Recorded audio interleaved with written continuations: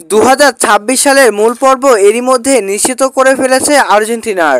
দক্ষিণ আমেরিকা অঞ্চলে বিশ্বকাপ বাছাই পর্বের পয়েন্ট টেবিলে সবার ওপরে থেকে বিশ্বকাপের মূল পর্বে পা রেখেছে তিনবারের বিশ্ব চ্যাম্পিয়নরা।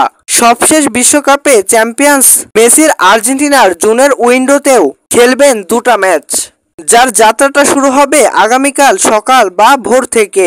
বাংলাদেশ সময় আগামীকাল সকাল 7টায় আর্জেন্টাইনরা মাঠে নামছে চিলির বিপক্ষে।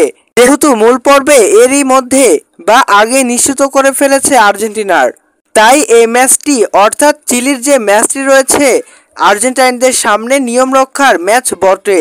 তারপরেও আর্জেন্টাইন ভক্তদের ম্যাচ নিয়ে রয়েছে বাড়তি উন্মাদনা। কিভাবে লাইভ দেখা যাবে আর্জেন্টাইনদের এই ম্যাচটি?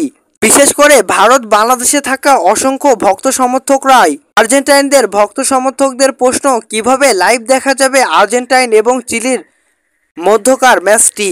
তবে সেই ভক্তদের জন্য দুঃসংবাদ হয়ে এলো এই ম্যাচটি টিভিতে না দেখার খবরটি।